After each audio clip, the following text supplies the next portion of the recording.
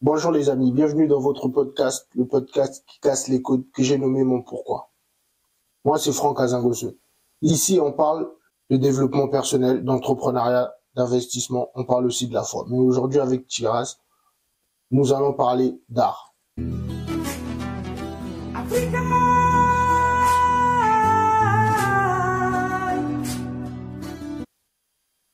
Bonjour Tiras, Bonjour Franck. comment tu vas? Très bien et toi? Si tu vas bien, je vais bien. Est-ce que tu peux te présenter s'il te plaît pour les personnes qui vont te découvrir dans le podcast? Bien sûr, avec plaisir. Bon, salut à tous, moi je m'appelle Tiras, comme vous l'avez entendu, Tiras Mokodzi. Et c'est Mokodzi, pas Mokonzi. Donc voilà, C'est bien de préciser. Mokodzi, c'est M-O-K-O-D-Z-I. Ok. Et donc voilà, moi j'ai 27 ans. Ok. Et je suis né au Congo-Brazzaville, arrivé en France à l'âge de 8 ans. J'ai effectué toute ma scolarité ici, donc l'école primaire, le collège, le lycée. Et au niveau de mon parcours scolaire, moi j'ai un parcours assez atypique parce que j'ai effectué des études dans plusieurs domaines différents.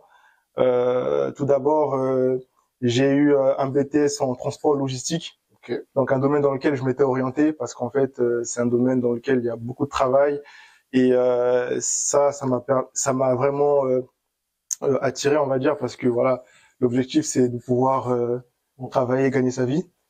Et mais étant donné que c'est pas un domaine qui me convenait, j'ai décidé de me réorienter vers un domaine artistique parce que j'ai toujours eu ce côté-là artistique et toujours été très habile avec mes mains. Donc à travers une prépa art, donc une prépa en fait une classe préparatoire à travers laquelle on voit un peu l'ensemble du domaine de l'art pour pouvoir se spécialiser dans un domaine en particulier. Donc moi, suite à cette prépa, je me suis orienté en architecture d'intérieur. Ok. Et j'ai obtenu mon bachelor en design d'espace. Donc aujourd'hui, je suis aussi designer d'espace. Bien. Donc voilà un peu au niveau scolaire. Sinon, j'habite à Brétigny dans 91, pas très loin de Paris. Et je m'investis un peu dans différents projets comme ça, artistiques, design, et aussi un peu dans l'immobilier. On aura l'occasion d'en reparler par la suite. T'as quitté le Congo-Brazzaville C'est ça. à 8 ans. Exactement. Mais c'est quoi ta source d'inspiration pour faire artiste? Parce que en privé, tu m'as dit que t'aimais beaucoup, tu t'inspirais beaucoup des œuvres africaines. Oui, en fait moi, mon art, étant donné que j'ai effectué des études ici en France, donc forcément j'ai étudié les artistes français, les artistes occidentaux, donc on les connaît tous, Van Gogh et c'est tous les quoi, autres. c'est quoi vraiment ta source d'inspiration? Ma source d'inspiration, moi j'ai plusieurs sources d'inspiration. Donc il y aura l'Afrique parce que c'est d'où je viens. Donc aussi bien au niveau des personnalités africaines qu'au niveau de la nature, de la culture. Et, euh, et je trouve aussi mon inspiration dans des voyages que j'effectue à travers le monde, parce que je ne suis pas focalisé uniquement sur l'Afrique. Ouais. Donc voilà, et aussi bien sûr ma famille qui m'inspire énormément. Et aussi je suis chrétien, donc la Bible aussi m'inspire beaucoup. Donc j'ai vraiment plusieurs sources d'inspiration. Mais vu que tu viens du Congo, est-ce que tu as déjà été dans les, par exemple, dans l'école des Beaux-Arts? Est-ce que tu as eu le temps d'essayer de visiter ou pas encore? Au Congo ou ici en France? Au Congo ou ici? Non. Les deux. En fait, je suis arrivé ici en 2005. Donc depuis, je ne suis pas reparti en Congo. Ah bon? Ouais, exactement. Ah ouais. En fait, dans ma famille, on va dire, nous, en général, je sais pas pourquoi, mais quand on arrive en France, on repart au pays après avoir en général terminé nos études, tout ça. En quelque sorte, quand on est devenu un homme, même si pour moi tous les jours on progresse pour atteindre, on va dire, la stature d'un homme vraiment fait. Ouais, voilà. Mais mon père c'était pareil, il est arrivé ici pour ses études, il est reparti des années plus tard. Et après, c'est chaque année qu'il repart. Du coup, et moi c'est pareil. Donc j'avais prévu de repartir cet été, mais étant donné que je bosse sur pas mal de projets, je pense que je vais encore repousser ça. Parce qu'en fait, nous, quand on repart, c'est vraiment un événement pour la famille, pour notre entourage. Et après, ça devient une habitude et ça se fait beaucoup plus souvent. Donc, Par rapport à ça, non, mais je suis très proche de mon pays malgré tout, sans être là-bas, parce que constamment je suis en contact avec ma famille et je suis beaucoup ce qui se passe au pays. Donc c'est vraiment comme si j'étais là-bas. Je travaille même sur des projets qui se déroulent là-bas. Mais comment tu fais pour t'inspirer des artistes africains? Ah, je dirais pas des artistes africains, mais de l'Afrique en général. C'est des artistes africains forcément qui font le travail en Afrique, je pense. Oui, mais parce que je m'inspire pas que d'artistes, enfin même de la nature africaine, tout ça en fait. Oui. C'est vraiment Ce qui t'inspire plus, oui, qui c'est ça. t'inspire plus de Exactement. la nature africaine Oui. que des artistes africains. C'est ça. Les artistes africains, enfin mon deuxième artiste préféré c'est Chéri Samba. C'est un artiste peintre congolais. Ah bon? Ouais. Il expose actuellement ici à Paris. Donc pour m'inspirer d'artistes africains, j'ai pas besoin d'être sur place en Afrique en soi. Ici même on a des musées dans lesquels il y a beaucoup d'œuvres africaines. Mais bien sûr, c'est ça aussi la force d'Internet, ça nous permet de voyager sans voyager. C'est ça. Internet et même aujourd'hui avec les musées tout ça, les expositions des artistes, on peut vraiment s'inspirer de ces artistes-là sans forcément être en Afrique. Mais le fait de Internet et même être constamment en contact avec les membres de ma famille, je vois un peu ce qui se passe là-bas. C'est sûr, être sur place, c'est encore mieux. Donc c'est comme ça, on va dire que j'arrive à m'inspirer de l'Afrique. Mais c'est quoi le processus de ta création? Le processus de ma création. Mes œuvres, elles ont toutes un processus, on va dire, différent. Donc, je peux créer une œuvre à partir d'un rêve que j'ai fait, par exemple, comme je peux créer une œuvre à partir d'un film qui m'a inspiré, comme là, on connaît tous ce film et cet acteur. Et je peux créer une œuvre à partir d'une musique. Donc, je peux aussi m'inspirer même d'un autre artiste, d'une œuvre d'un autre artiste. Donc, en soi, il n'y a pas de processus en particulier. Après, au niveau de la réalisation, le processus est toujours le même, la technique, tout ça. Mais sinon, au niveau de la source d'inspiration, il y a vraiment plus. C'est vraiment diversifié, je veux dire. Par rapport au processus de création, tu fais toujours la même chose ou tu essaies de te renouveler? Parce que le renouvellement, des fois, ça pose problème pour certains artistes. Exactement. Non, mais moi, déjà, mon art, il est constamment en évolution parce que ça fait 4 ans que je suis dans le domaine et c'est très très jeune pour un artiste peintre. Parce qu'aujourd'hui, moi, j'expose des fois dans des événements et durant lesquels il y a des artistes qui ont 50 ans d'expérience, tu vois. Mais tu m'as dit que tu exposé aussi, si tu peux essayer de lancer le message pour tes expositions au cas où, avant de continuer par rapport au renouvellement ou la question, quoi. Ok, moi j'expose beaucoup dans des restaurants parisiens. Ok. On m'invite de plus en plus. En fait, plus je fais des expos, plus je me fais connaître et du coup plus on m'invite, plus j'ai des opportunités, je rencontre des personnes qui m'ouvrent des portes. Et le 22, t'as eu une exposition.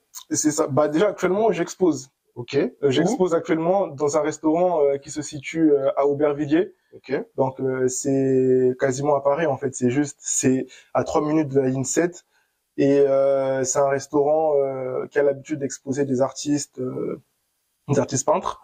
Et donc voilà, c'est un grand plaisir pour moi parce qu'à travers ce genre d'événement, je rencontre une nouvelle clientèle, je présente mon travail à d'autres personnes et il y en a qui sont intéressés des fois et qui achètent des tableaux qui sont exposés ou qui commentent des fois par rapport au style qu'ils ont aimé, tout ça. Et tu vas exposer à l'Académie des Beaux-Arts? Non, pas du tout. Pour le mois prochain. Ouais. Non, ce sera à l'UNESCO.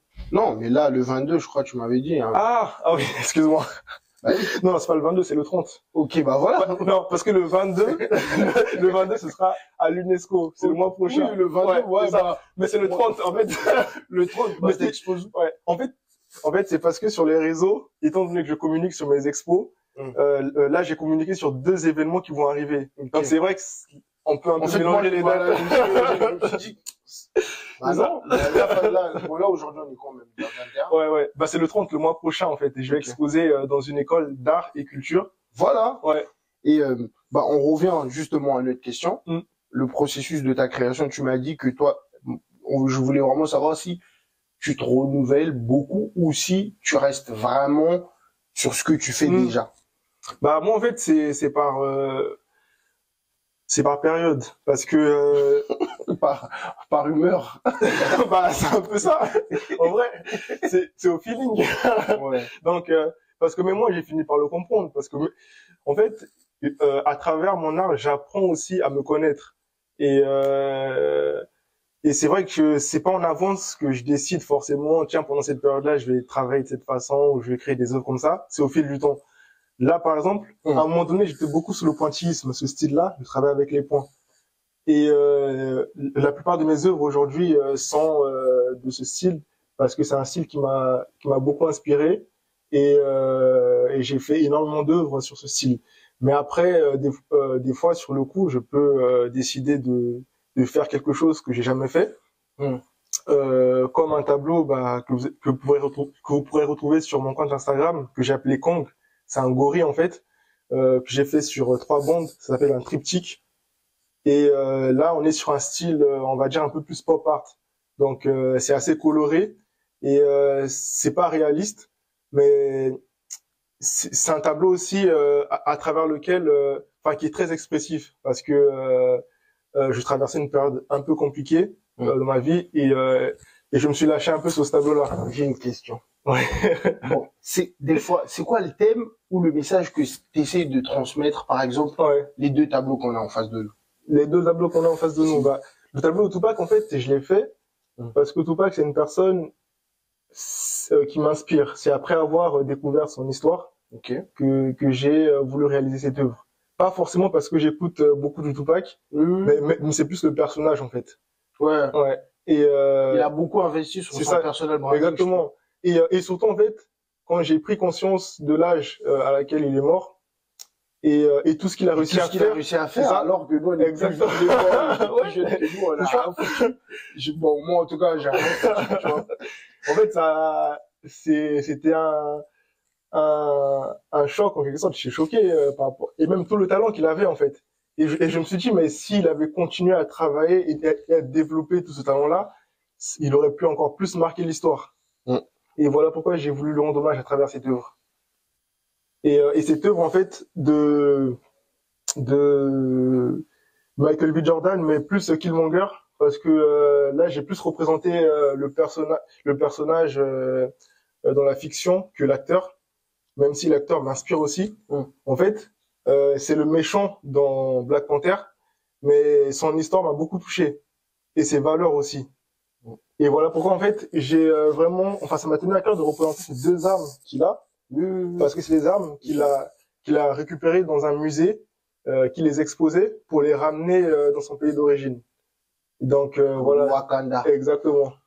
Et voilà pourquoi j'ai réalisé ces œuvres. Donc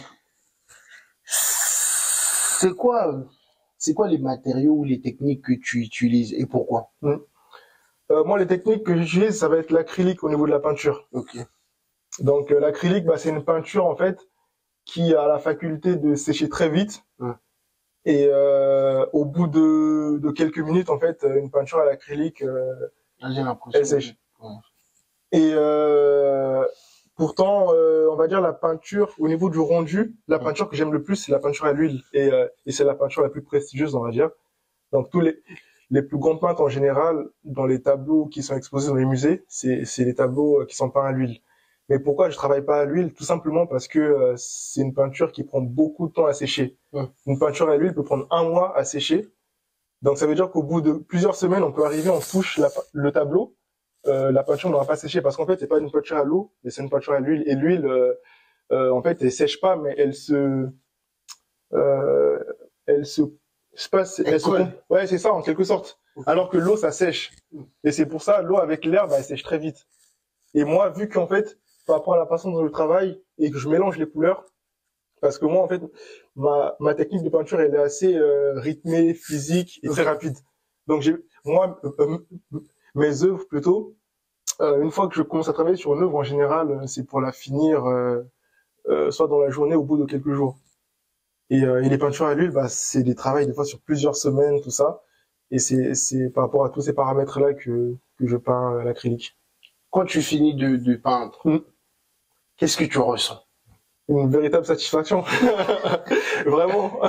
Et en fait, savoir que cette œuvre-là que j'ai peint sera encore là une fois que je ne serai plus sur Terre, c'est une vraie satisfaction. Et moi, je peins d'abord pour moi. Avant de peindre même pour les autres, c'est d'abord pour moi, c'est m'exprimer. C'est ça c'est ça le but d'un artiste. Tu vois. Et aussi, en fait, bah, je me sens bien, vraiment. Parce que ce qui te plaît à toi, ça va plaire forcément aux gens qui sont comme toi. C'est ça. Et même si ça plaît pas, c'est pas grave. Il y a pas tout le monde qui va aimer ce que je fais. Tant que ça me plaît déjà, c'est une très bonne chose. Et aujourd'hui, bah, par la grâce de Dieu, toutes les œuvres que je fais me plaisent. Et donc voilà, c'est vraiment ce que je ressens de la satisfaction à travers après avoir fini plutôt de réaliser une œuvre. J'allais aussi te demander, est-ce que tu as vraiment un artiste qui t'inspire le plus et comment tu le reflètes dans ton travail? Comment est-ce qu'on peut le ressentir, quoi? Bah moi, l'artiste qui m'inspire le plus, il y en a plusieurs. On va dire, est-ce que tu as un top 5? Voilà. Ouais, c'est très très compliqué. Mais bon, ouais. Mais le premier, moi, c'est Van Gogh. Ok. J'aime beaucoup Van Gogh à travers en fait je ressens une certaine puissance dans ses œuvres à travers les couleurs en fait qu'il travaille, la façon dont il les assemble. Et il y a aussi le deuxième, ça va être qui? Il y a tellement d'artistes. Le deuxième, Chéri Samba. Oui, tu m'as dit que c'était ton préféré. Non, enfin artiste africain préféré. Ouais. Mais sinon Van Gogh c'est vraiment le numéro 1 pour moi et Chéri Samba le numéro 2. J'aime beaucoup l'humour qu'il rajoute dans ses œuvres. Et bien sûr c'est une fierté d'avoir un artiste congolais qui rayonne au niveau international. Et après il y a Eugène Delacroix. Donc c'est un artiste, je pense il est français. Je sais pas si tu connais un tableau, il s'appelle La liberté. Non, Vis dans le peuple. Mais je vais t'expliquer. Je pense que tu le connais. En fait, tu connais la Marianne. Oui. Elle est avec un drapeau en fait. Oui. Ouais. Et elle a un vêtement qui cache un seul de ses seins ou aucun des deux, je sais plus. Mais c'est ça en fait. C'est lui qui a réalisé ces deux œuvres-là. Ah ouais. Eugène Delacroix. Il est au Louvre, au musée du Louvre. Lui aussi j'aime beaucoup. Mais c'est un très grand tableau je sais pas s'il fait 4 mètres ou peut-être même plus. Et il y a lui. Et il y a aussi Monet. Monet, c'est un artiste du style impressionnisme. Oui, beaucoup de gens parlent de Monet. Monet, je connais. Ouais. Un style qui m'inspire beaucoup aussi. Et un autre qui s'appelle Signac, lui c'est sûr je le connais pas. Et c'est un des fondateurs du pointillisme, donc le fait de travailler en fait. Comme là. C'est ça. Après moi, mon pointillisme, il n'est pas pareil que lui. Non, genre. Ouais, c'est ça. Style, quoi. Exactement. C'est ça. Et donc voilà, c'est ça, on va dire mon top 5 comme ça. Mais quand t'as commencé à peindre, tes parents, qu'est-ce qu'ils ont dit? Est-ce qu'ils étaient pour ou? Non, quand j'ai commencé, mes parents, ils étaient pour. Bien sûr, ils étaient très contents. Après, ça, c'est pas comme si tu faisais de la musique, parce que ça, c'est un grand problème. Non, mais c'est exactement pareil. Non, mais les parents, la musique, ils acceptent pas. Hein. Non, attends, ça, déjà, ça dépend des parents. Oui, non, les parents africains, non. Pour eux, la musique, c'est pas un métier. Être danseur, c'est pas un métier. Mais la peinture, c'est pas là aussi pour les parents africains. Oui, mais sauf que ça, t'es pas obligé de le faire en public. Je sais pas si tu vois ce que je veux dire. Ouais. On va dire, mes parents, bien sûr, qu'ils l'ont accepté, ils m'ont encouragé. Mais c'est quand j'ai décidé d'en vivre que c'était plus problématique. Il fallait trouver un taf. parce que en fait mes parents ils m'encouragent tout ça et ils croient en moi mais c'est juste qu'en fait ils étaient inquiets sur la possibilité d'en vivre sur le court terme, sur le long terme, ok avec l'expérience tout ça, mais c'est aujourd'hui en fait après ça se comprend, c'est pas facile de se faire connaître et c'était plus ça en fait quand j'ai décidé d'en vivre, parce que moi il faut savoir que j'ai arrêté mes études il y a quelques mois. J'étais en 2e année de bachelor. Non, même pas bachelor, master. Donc là, mon master, je dois le passer normalement dans quelques mois, là, dans 2 mois peut-être. Bah, pourquoi tu le passes pas? En fait, c'est c'est c'est un peu Non, tu peux essayer. Si tu l'as, tant mieux. Si tu l'as pas, tant pis. non, Le plus en fait, c'est un peu long à expliquer, on va dire, mais c'était le moment pour moi d'arrêter les études. Et c'est vrai que dit comme ça, même mes parents, ils ont eu du mal à l'accepter. En fait, c'est quoi? Il y a eu plusieurs événements qui se sont enchaînés. D'abord, euh, à travers la pratique de mon art, j'avais du mal à concilier les deux, en fait, art et études. Parce que je commençais à le développer pas mal, mon travail artistique, et forcément, ça pesait sur ma vie d'étudiant, et aussi au niveau de l'alternance, parce que j'étais en alternance dans une agence d'architecture. C'était une agence vraiment top, j'aurais pas pu rêver mieux. Mais en fait, la passion était tellement là que même l'architecture que j'aime, enfin, c'était au-dessus en fait. Ça m'est vraiment pris le dessus. Et, euh, et étant donné que je m'investissais beaucoup dans mon art, donc je dormais pas beaucoup, étant donné que j'étais étudiant aussi, ça pesait sur mon travail scolaire et sur le travail que je faisais en alternance. Et à un moment donné, avec l'agence, on s'est séparés parce que il faut dire la vérité, j'étais plus aussi motivé.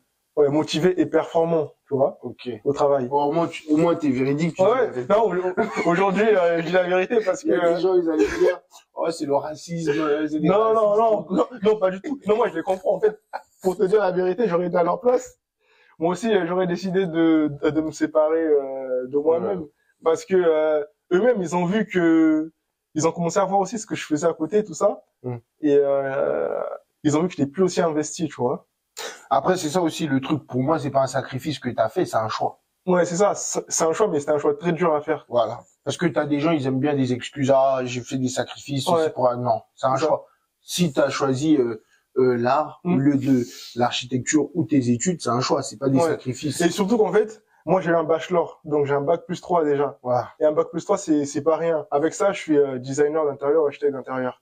Et le master, en fait, ça aurait été un plus si je voulais intégrer des grandes agences.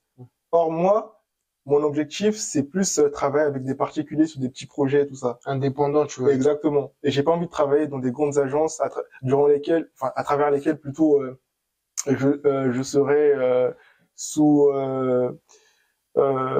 sous la direction des responsables, tout ça. Moi, je veux plus travailler pour moi. Je voulais qu'on parle d'un truc, c'est important. Sur l'Afrique. Est-ce que tu penses que les artistes africains valorisent vraiment ce travail? Parce que j'ai fait plein de pays en Afrique, je suis allé dans plein de pays et je trouvais que les Africains ils faisaient très bien le travail, mais les tableaux ils étaient moins chers par rapport à ce que je vois ici en Europe. Si la qualité n'est pas meilleure, mais j'ai l'impression qu'en Afrique ils vendent tu vois ce tableau en Afrique on peut le vendre 15 €, mais ici en France tu vas le vendre 200 € par exemple. Non mais c'est vrai. Et après déjà ce qui est sûr c'est que les tableaux en Afrique ils seront toujours moins chers que ceux d'ici rien que par la valeur de nos monnaies. Aujourd'hui l'euro vaut plus que le franc, donc ça va jamais changer je pense. Et mais c'est vrai qu'en Afrique on considère moins nos artistes et leurs talents qu'ici. Et ça c'est pas nouveau. En fait, ça va être compliqué pour que ça change profondément. En fait, c'est en train de changer et d'évoluer, notamment avec les réseaux sociaux, Internet. Il y a pas mal d'artistes qui se font voir et ils sont reconnus, mais ils sont reconnus plus par ceux qui sont ici en fait, qui les suivent, mais pas tant par les Africains qui sont sur place. C'est ça. Mais ça, en fait, j'ai réfléchi et je pense que ici en Europe, on a toujours plus considéré l'art que là-bas. Si on remonte même à l'époque des artistes comme Léonard de Vinci ou même encore avant, il est considéré énormément. On investissait même dans les artistes, on appelait ça les mécènes. Les mécènes. Ouais. Ça existe même en musique. Exactement. Même dans le football. C'est ça. Et chez nous, je vais jamais trouver ça. Quelqu'un qui va investir sur un artiste, c'est très rare. Bon, après en Afrique, ce qui est bien, si tu as 2-3 vieux, ils peuvent te donner un petit billet, mais je veux dire, c'est pas On n'investit pas. On n'a pas cette passion. Oui. Et non, peut-être pas cette passion, mais c'est juste en fait nous l'art. Je pense que ça fait partie vraiment de. En fait, c'est quelque chose de le quotidien en quelque sorte. Parce que si tu vois même les masques africains ou ce genre de choses, les gens en fait ils vivaient avec ça et ça faisait partie d'eux en fait. Oui, mais le valoriser, c'est ça le problème. Ouais. Parce que ce qui est dommage, c'est que ici nos masques, enfin je parle des masques parce que c'est vraiment représentatif de l'art africaine. Ici nos masques sont par exemple exposés dans des musées et tout ça, et ça vaut très très très cher. Mais si tu vas en Afrique, tu vas voir que c'est négligé. Mais c'est ça que je suis en train de dire. Ouais. Nous, j'ai l'impression qu'on ne valorise pas assez nos artistes et même nos œuvres. Moi, je vois des artistes africains travailler. J'ai vu comment, par exemple, là, dernièrement, l'année passée, il y a 2 ans, je suis parti au Burundi. Ils faisaient un taf incroyable. Ouais. Et les mecs, ils travaillaient dur. Mais après, les gens aussi, il y en a beaucoup qui n'ont pas les moyens, forcément, et c'est pas leur priorité, l'art. Ouais. Et c'est ça aussi, en fait.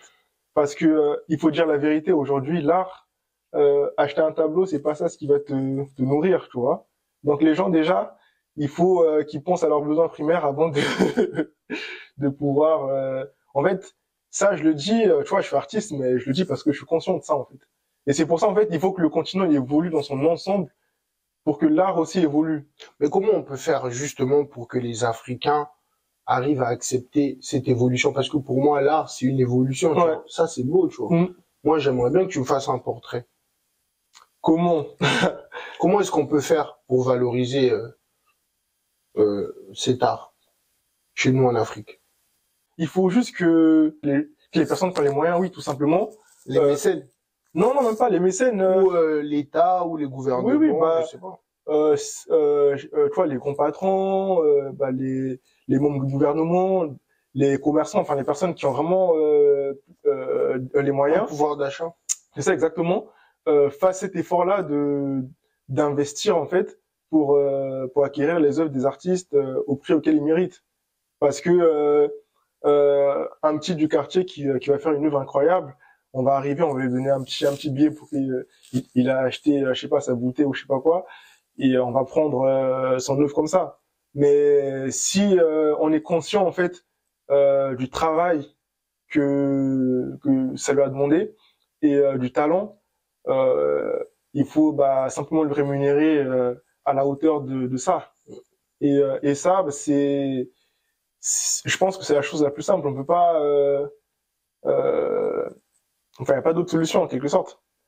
Et il faut qu'on prenne plus au sérieux les artistes. C'est ça. Parce qu'aujourd'hui, un artiste, quand il fixe un prix, il faut prendre conscience que ce prix-là, il ne le fixe pas juste comme ça. Tu vois, c'est parce que c'est du travail. Par exemple, un des plus grands artistes du monde, Picasso. Picasso, il a dit, quand il réalise une œuvre, je vais prendre un exemple, par exemple, il fait juste un trait comme ça, et ce trait-là, il le vend, enfin cette œuvre, il la vend à des milliers d'euros. À des milliers d'euros. Non, ça c'est du vol. Ça. Non, mais attends, c'est quoi? Parce que sa peinture, elle est en or, quoi. Non, mais enfin là, j'ai dit un trait, mais on va dire une œuvre abstraite, par exemple. Il la vend à des milliers d'euros.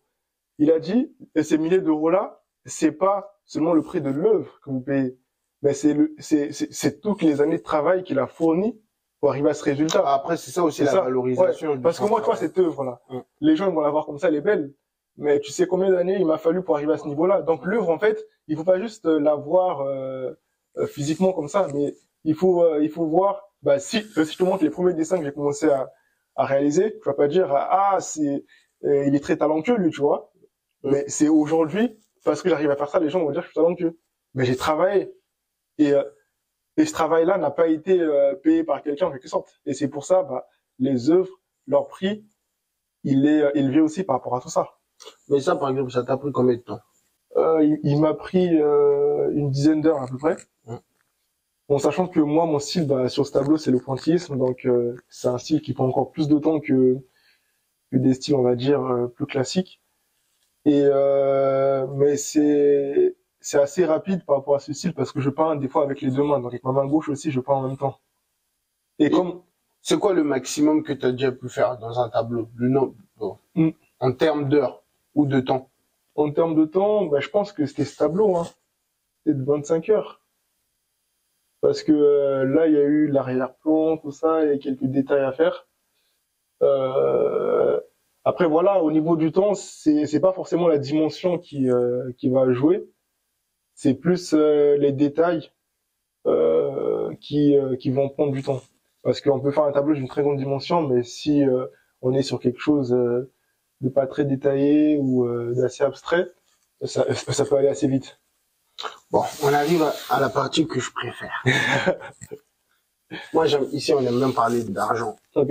Là, t'as arrêté tes études, bon, t'as fait un choix. Pour moi, c'est pas un sacrifice. T'as fait un choix d'arrêter tes études, t'as fait un choix d'arrêter l'architecture pour Et en soi, j'ai pas arrêté en fait vraiment. Enfin, j'ai arrêté mes études, mais l'architecture, le design, je suis toujours dedans et qu'on va acheter.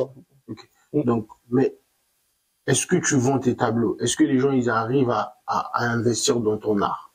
Oui, bien sûr. Bah moi, de plus en plus de personnes investissent dans mon art. Ils font appel à moi pour aussi bien acheter mes œuvres, des créations, que commander, que faire des commandes sur mesure. Donc, je reçois beaucoup de commandes sur mesure des personnes qui veulent des tableaux, des portraits d'eux ou de leurs proches.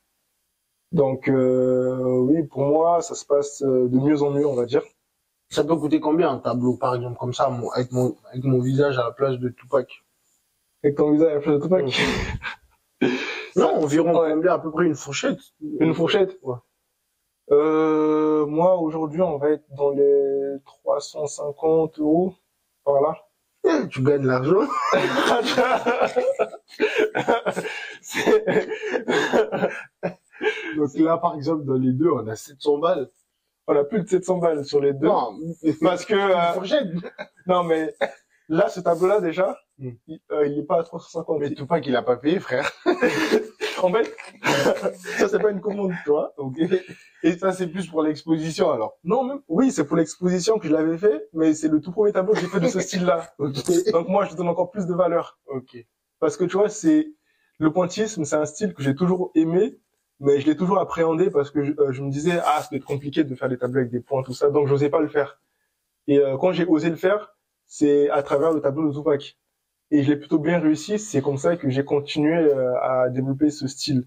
Et voilà pourquoi, en fait, je lui donne beaucoup de valeur parce que c'est le premier de ce style. Donc, un tableau, c'est pas juste au niveau de ce que ça représente, c'est aussi enfin la valeur que je donne à ce tableau, bah il y a aussi une valeur sentimentale, tu vois. Donc c'est pour ça j'aurais beaucoup de mal à m'en séparer parce que c'est le premier en fait. Ok. Et quand tu gagnes beaucoup d'argent, parce que c'est beaucoup d'argent. Je gagne Quand tu gagnes, c'est beaucoup d'argent, je trouve.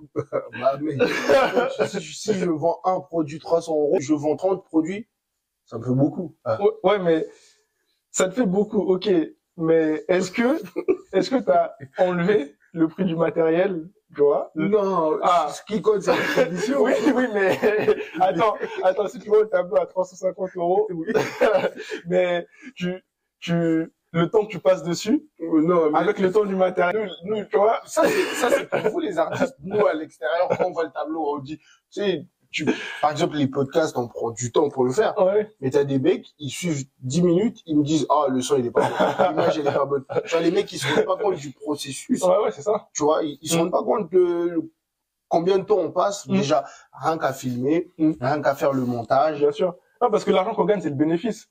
Mais là, les 350 euros, j'ai pas 350 euros en vrai dans ma poche. Non, mais moi, je dis, par exemple, quand si tu vends un tableau à 350 euros, t'en vends 30. Non, mais avoir 30 commandes, c'est pas simple, hein. Bon, quand t'as beaucoup d'argent, par exemple, quand tu gagnes beaucoup d'argent dans ton art, ou quand tu travailles, parce que Ouais.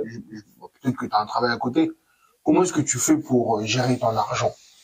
Est-ce que t'as investi? Bah, moi, T'es plus un épargnant? aujourd'hui, bah, je me suis consacré pleinement à cette activité. Après, à côté, je fais des petites choses, mais c'est plus, on va dire, mon activité principale. Et déjà, j'ai beaucoup investi dans mes études. Donc ça, c'est un très grand investissement. Donc, ce qui fait que depuis que je commence à peindre, en fait, l'argent que je gagnais, bah, ça partait parce que les écoles privées d'art, ça coûte énormément cher. Donc, il y a ça. Et je réinvestis aussi pour à travers les expos que je fais. Parce qu'aujourd'hui, quand tu fais une expo, tu dois exposer 20 tableaux, par exemple. Bah, les 20 tableaux, il faut que tu les payes. Et c'est pas des commandes, donc c'est pas des personnes qui vont te payer pour que tu réalises ce travail. Même si tu peux en vendre une partie durant l'expo, mais il faut quand même que tu sortes l'argent pour réaliser ces œuvres-là. Et moi, bah ça fait 2 mois que je suis pleinement dedans. Donc pour te dire que j'ai pas encore fait beaucoup d'argent. Là, t'as un nouveau bébé alors. un nouveau bébé, on va dire, pleinement dedans, à 100% dedans. Oui, mais sinon, ouais, mais je me considère pas comme un novice. Ouais, je me considère pas comme un débutant. Et c'est pour ça que je donne beaucoup de valeur à ce que je fais. Et aujourd'hui, je sais que c'est pas tout le monde qui peut s'offrir une œuvre c'est clair, à ce prix-là. Et j'en suis conscient. Mais voilà, il faut savoir que dans quelques années, quand j'aurai plus de notoriété, ce sera autre chose encore. Donc ça veut dire que tu nous promets que tu auras plus de notoriété. Bien sûr. Sûr. Là, je suis sûr. Ah, c'est bien. Déjà. Tu vois, par exemple, tu vois des gens qui vont t'entendre, ils vont croire que oui, il est orgueilleux, il est prétentieux, alors que si tu estimes que ton talent, il est bon, bah, tu vas avoir de la notoriété. Bien sûr. Et en parlant de notoriété, à travers un événement, justement, qui va se dérouler le mois prochain, donc un grand événement à l'UNESCO. Voilà. En tout cas, vous êtes tous conviés. C'est la semaine africaine de l'UNESCO. En tout cas, si j'ai le temps, je viendrai. Ouais, c'est quoi, en semaine ou? Du 22 mai au 24 mai. Donc, s'il y a un événement à ne pas rater, en tout cas par rapport à mon art, c'est sûr. Ça commence à quelle heure et ça finit à quelle heure? Bah, pour l'instant, j'ai pas encore toutes ces informations-là parce que je viens tout juste ma candidature vient tout juste d'être validée. Et là, on est vraiment dans les préparatifs au niveau de tout ça. Donc, dès que j'aurai toutes ces informations-là, je vais les communiquer. En tout cas, je remercie l'ambassadeur du Congo d'avoir accepté ma participation à cet événement. Du coup, je vais représenter le Congo parce que chaque artiste, en fait, va représenter un pays et ça va être un événement énorme au niveau international. Il y aura des représentants de plusieurs pays africains. Il y aura des défilés de mode, il y aura des artisans, des artistes. Ça va être vraiment énorme. Il y aura aussi beaucoup de médias et ça va vraiment me permettre de montrer à un public encore plus large mon travail. Bon, on arrive à la partie aussi que j'aime beaucoup. Est-ce que tu as un livre à conseiller aux plus jeunes, ou aux autres? Moi, le premier, en fait, j'en ai plusieurs. Est-ce que je peux dire plusieurs ou un seul? Un seul, vraiment. Un ou deux? Un ou deux, ok. Déjà, moi, le premier livre que j'ai à conseiller, c'est la Bible. La Bible, pour moi, qu'on soit chrétien ou pas, en fait, il y a tellement d'histoires et des récits inspirants dans la Bible que pour moi c'est incontournable. Même quand on lit aujourd'hui la plupart des entrepreneurs, qu'ils soient chrétiens ou pas, ils vont te citer beaucoup de passages de la Bible. Et donc voilà déjà ça. Et il y a aussi un livre qui s'appelle Le pouvoir du moment présent de Eckhart Tolle. Donc c'est un livre en fait à travers lequel j'ai appris que on vit que dans le présent. Tu vois, on vit que dans le présent.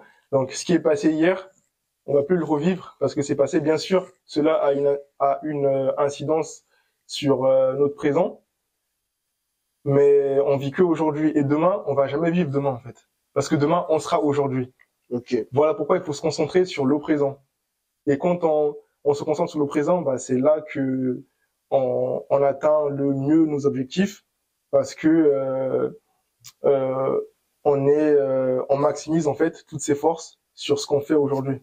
Je parle beaucoup, mais toi, j'aimerais bien savoir aussi quel est le livre que tu aurais à conseiller.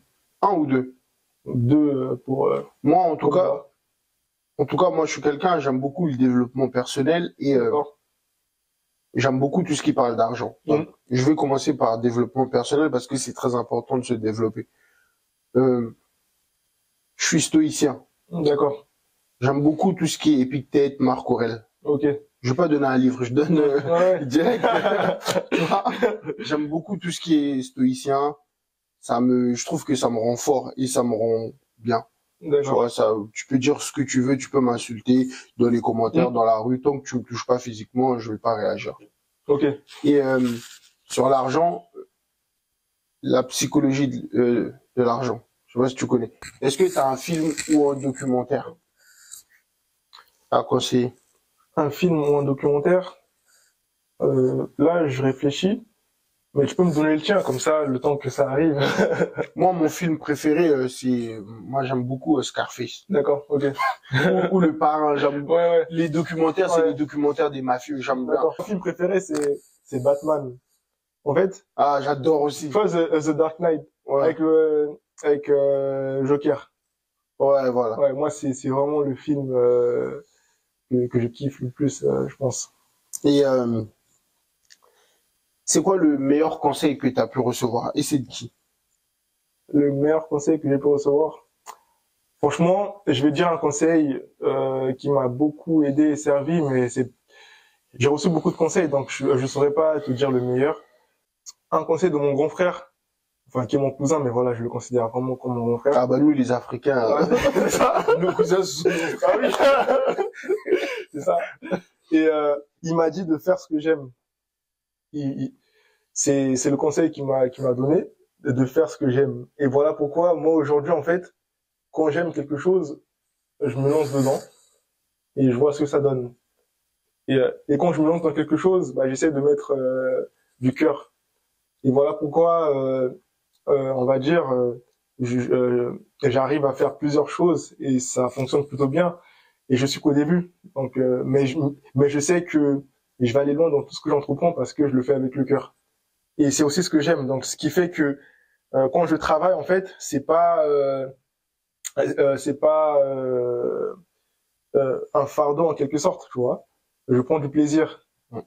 Et ça me permet d'aller encore plus loin dans mes entreprises. Ton meilleur artiste et ton style de musique que tu préfères? Quel style de musique? Et ton meilleur artiste? Ouais, moi c'est le gospel. Le gospel c'est fort, tu vois, en fait quand je parle, je mets du gospel. T'es vraiment un bon chrétien. T'es vraiment un bon chrétien. Et ton artiste préféré? Mon artiste préféré au niveau de la musique? Au niveau de la musique, c'est pas simple, hein. En fait, moi j'aime vraiment beaucoup d'artistes. Aujourd'hui, je suis beaucoup sur du Deborah Lukalu. Ok. Ouais, tu connais bien sûr. Si, je connais. Ouais. Bon, après, moi, j'écoute pas vraiment du gospel. Ouais, Genre, ouais. moi, c'est plus, j'écoute toutes les musiques, quand même. Mais après, j'écoute beaucoup de rap. Ouais. Mais mon artiste préféré, Koffi Olomide. Ah, après, moi aussi, j'aime beaucoup, enfin, il y a plusieurs styles que j'aime, mais je crois que je suis beaucoup dans, tu vois, le jazz, le blues. T'es différent. Ouais. Moi, je reconnais que je suis un mec à l'ancienne. Ah oui, mais après, toi aussi, c'est normal, par rapport à ton domaine. Ouais. J'ai l'impression que ça influence beaucoup aussi. Ouais, peut-être, hein. Non, j'ai l'impression que presque tous les artistes, tous les artistes, ils écoutent un peu des musiques bizarres. Bizarre.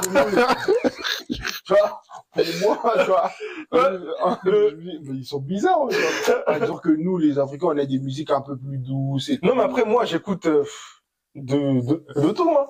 Des fois, je mets du Seven. Des fois, en vrai, j'écoute de tout.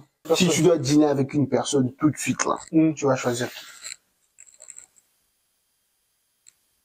Franchement, j'aurais beaucoup de mal à répondre à cette question. T'as pas un humain ou une personne qui t'inspire plus que les autres aujourd'hui que t'as envie de croiser ou je ne sais pas?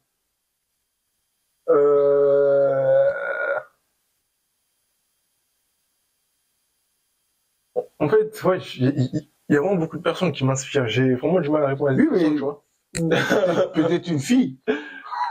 Non, ce serait pas. T'es pas amoureux d'une personne ou attiré ou je sais pas. Non, là, franchement, je suis dans une période où on est sur le taf et tout ça. De ton répertoire, par exemple, Ouais. c'est qui la personne la plus cool? C'est toi.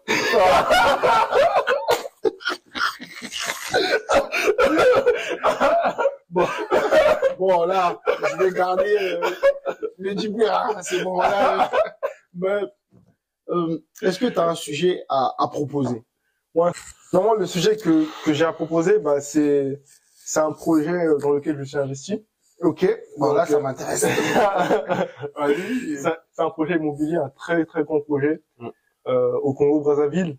Ok. Donc, qui se situe dans une zone qui est vers Maluku. Je sais pas Moi, si. je suis au courant, tu m'as fait part en privé, vas-y. Donc voilà, bah, ça se situe en fait sur la route qu'on appelle le PK 45. Ok. Et c'est une zone dans laquelle à 45 kilomètres 45, ouais, de Brazzaville. Brazzaville. En fait. Ok. Ouais, d'où le nom de cette route. Ok. Et c'est un gros projet immobilier dans lequel bah, l'objectif c'est de créer une nouvelle ville dans laquelle il y aura vraiment tout le confort nécessaire pour être vraiment à l'aise. Et il faut savoir que dans ce projet, en fait, on a vendu bah, près de 1000 parcelles à des Congolais de la diaspora. Mm. Et aujourd'hui, bah, ces acquéreurs-là ont la volonté de construire des résidences ou encore des commerces et voilà, de vraiment Une s'investir. nouvelle ville, quoi. Exactement. Et là, on est à la recherche en fait de partenaires financiers pour pouvoir Des investisseurs ou ouais. des acheteurs? Des investisseurs plutôt, excuse-moi, des investisseurs. Et il faut savoir qu'il y a des très grandes entreprises congolaises qui ont acheté aussi, des entreprises comme la SNE, qui ont acheté des dizaines de parcelles pour leurs salariés, dans l'optique de construire des cités pour les eux. loger. C'est ça, exactement. Mm. Donc voilà, bah aujourd'hui, plusieurs terrains sont encore disponibles. Et il y a, on a fait une conférence l'année dernière qui est disponible encore sur YouTube, à travers laquelle on a présenté le projet à nos acquéreurs. Et voilà, c'est vraiment un projet énorme. On a prévu tout ce qu'il faut, des espaces pour un hôpital, pour voilà, pour vraiment avoir quelque chose de. Il y aura un centre commercial. Bien sûr, Ok. obligatoirement. Et comment on peut faire pour les contacter? C'est quoi le nom de votre Bah, le nom de l'entreprise, entreprise? c'est Afroboc. Ok, Afroboc. Afroboc. Et on a même un site internet, en fait. Ça s'écrit AFROBOCK. Donc, Afroboc, tout simplement. Elle est située au 45, et donc sur place, en fait, sur le site. Ok. Et ce qui veut dire qu'aujourd'hui, une personne, si elle souhaite acquérir, bah, elle peut se déplacer ou envoyer des proches sur place. Elle visite les terrains sans problème. On a nos salariés qui sont là, qui vont visiter le terrain. Et vous pouvez même choisir sur place parmi les terrains disponibles. Donc, vous voyez la qualité du sol. Donc, c'est vraiment un sol très plat, ce qu'on n'a pas à Brazzaville. Et il n'y a pas de risque d'érosion, tout ça. Donc, et on a créé aussi une structure ici en France qui s'appelle Euroboc, du coup. C'est pour pouvoir en fait faire le lien entre les acquéreurs de la diaspora et l'entreprise mère qui est au Congo. Donc, bah, mon père en est président, justement. Et donc voilà, il suffit juste de passer par nous pour pouvoir acquérir. Et ce qui est bien, c'est qu'en fait, quand une personne acquiert un terrain, elle a juste à payer et tout le suivi en fait, vous allez lui faire les titres fonciers. Exactement, c'est ça. Ouais, okay. On a tous ces droits-là, on le fait sans problème et on lui fait juste les comptes rendus, on lui envoie ses reçus plutôt, excusez-moi, par rapport au paiement qu'il effectue. Et même pour la partie construction, pour plus tard, on a aussi une équipe d'architectes qui va travailler sur le projet. Donc la personne aura juste à verser son argent et nous on lui fait tout le compte rendu nécessaire, mais sinon on gère tout de A à Z. Et c'est à peu près combien les terrains et tout? Aujourd'hui, pour acquérir un terrain, c'est 3 000 euros. Ça fait 2 millions. À la conversion, après, ça, c'est... Ça, je peux pas me tromper. T'inquiète pas. Oui, ça, je suis d'argent. Tu te trompes pas. Non, faut pas. Mec, c'est ça. C'est le travail, c'est le nerf de travail. la guerre. Voilà, par exemple, moi, bon, moi, par exemple, si je veux acheter un ou deux, voire plus. Ouais. Donc, ça veut dire que si j'ai de la famille au bled, Ouais. au Congo, ils peuvent venir sur place, acheter. À tout moment.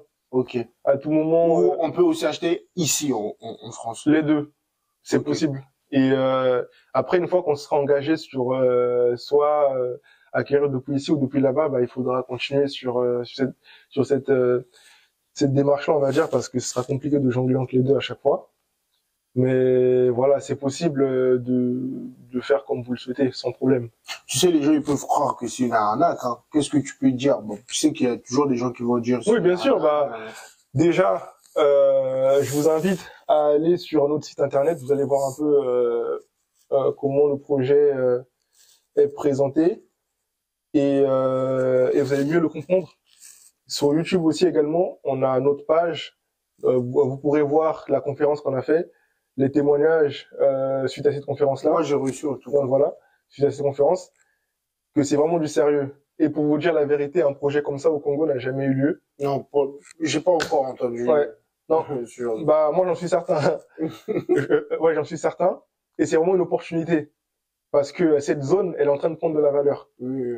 Il y a des entreprises qui sont installées là-bas, des entreprises étrangères. Et je vais pas vous citer les noms pour ne pas faire de la publicité, mais voilà, faites un peu vos recherches et vous allez voir que c'est un énorme projet qui va se faire dans notre pays. Et c'est maintenant qu'il faut saisir l'opportunité en fait. Et pour vous dire en fait aujourd'hui, je suis même pas en train de faire de la publicité seulement pour le projet, parce qu'on a des acquéreurs qui viennent, qui sont intéressés, et on n'a même pas besoin en fait de chercher aujourd'hui des acquéreurs, parce que le bouche à oreille fait que les gens nous font confiance. Et il y a aussi des personnes très haut placées qui ont acquis des terrains. Donc voilà, il y a des personnes qui sont partout à travers le monde, aux États-Unis, en Angleterre, des Congolais vraiment de la diaspora. De toutes les façons, là, je fais mon enquête sur la société. Voilà. Et je viens, moi aussi, Sans je problème. pense que je vais. Sans Avec problème. mon frère et tout. Comme j'ai dit, mon père il est président, donc aujourd'hui, on peut vous donner. Non, nous, on va tout, faire directement sur place. au Congo, Ok. c'est mieux, je trouve, je pense. Qu'est-ce que je peux te souhaiter alors? Non, moi, tu peux me souhaiter de continuer à persévérer dans ce travail que j'effectue dans mes entreprises. Et dans tous les cas, je sais que la réussite est au bout, donc à ce niveau-là, pas d'inquiétude. On entendra parler de moi encore. Je te le souhaite, j'espère aussi, parce que si tu fais bien ton travail, pourquoi pas. Ouais. On a un gros potentiel encore qu'on doit développer. Mais Et voilà, le potentiel, en fait, n'arrive jamais à son maximum. c'est ça. À 100%, on sera jamais à 100%. C'est ça. Est-ce que t'as kiffé le podcast? Oui, bien sûr. Non, j'ai kiffé. Moi, je suis, on va dire, je suis calme. Donc, je suis pas timide, on dirait. Là, t'es timide avec moi, mais avec les femmes, est-ce que non, je veux dire, non, je veux dire timide dans le sens où, moi, prendre la parole devant des gens, je sais pas quoi, il y a pas de problème par rapport à ça. Mais c'est juste que je suis comme ça, je suis calme, je suis, un peu peut-être réservé, mais très ouvert. Donc voilà, moi, faire connaissance avec une nouvelle personne, c'est pas un problème. Donc je suis vraiment très très ouvert à ce niveau-là. Mais c'est juste que voilà, je suis calme et c'est ma personnalité en fait. Mais en tout cas, j'ai vraiment aimé le podcast. J'étais ravi d'être invité par toi. Et j'espère que toi aussi, je t'ai pas trop ennuyé avec non, avec moi vu que franchement, j'ai pris plaisir. Non, franchement, au début, quand on s'est eu au téléphone, j'ai déjà compris que il suffisait juste de rentrer dans ta tête pour te faire parler, quoi. Après, je sais comment t'avoir. Non, mais en soi, t'as un peu besoin de me faire parler. Mais tu sais, là, je ne peux pas parler. Qu'est-ce que tu penses du mariage, toi? Et pour toi, est-ce qu'il y a un âge où il faut te marier ou c'est pas une obligation? Non, moi, déjà, le mariage, c'est quelque chose de sacré. Je suis chrétien. Et pour moi, c'est important le mariage. Même moi, quand je dis ça aux gens, les gens ils disent toi, t'es un malade, ta vie, alors que... Non, moi, c'est important et c'est un objectif pour moi. Voilà. Tu vois? Parce que le mariage. Moi, je rêve de me marier. C'est ça. Et tu vois, c'est honorer ta compagne, honorer ta famille et honorer Dieu aussi. Tu vois? Ça, c'est pour une amie à moi, Mauricia, j'ai fait le podcast avec elle, elle disait que le mariage, ça honore aussi l'homme et la femme. Bon, pour toi, le mariage, ça honore plus l'homme ou la femme? Non, c'est plus honorer la femme. Merci. Et moi, c'est plus honorer la femme et ma famille. Tu vois, aussi. Ok. Donc voilà, pour moi, on est dans une génération où on banalise beaucoup le mariage il y a beaucoup de divorces qui se font au bout de même pas quelques années de mariage, tu vois. C'est parce qu'ils choisissent, les gens choisissent vite. C'est ça, exactement, ils choisissent vite. Et aussi, les gens pensent que le mariage, c'est qu'une histoire, je vais dire, d'amour. Mais le mariage, c'est pas que ça. Le mariage, c'est se supporter aussi, tu vois. Parce qu'à un moment donné, il y a des hauts et des bas, et on peut avoir l'impression de ne plus aimer la personne, mais quand on supporte, tu vois, les défauts ou ces moments-là, bah c'est ce qui fait que ça dure. Et nos parents, c'est ça. Enfin, en tout cas, moi de mon côté, mon père, par exemple, avec ma mère, ça fait peut-être 30 ans de mariage, et c'est ça en fait. C'est au-delà de l'amour, tu vois. Okay. Donc voilà ce que j'aurais à dire. Okay. Bah en tout cas, merci beaucoup. Tu reviens quand tu veux. Avec plaisir. On fait comme ça et ciao. Yes. Africa.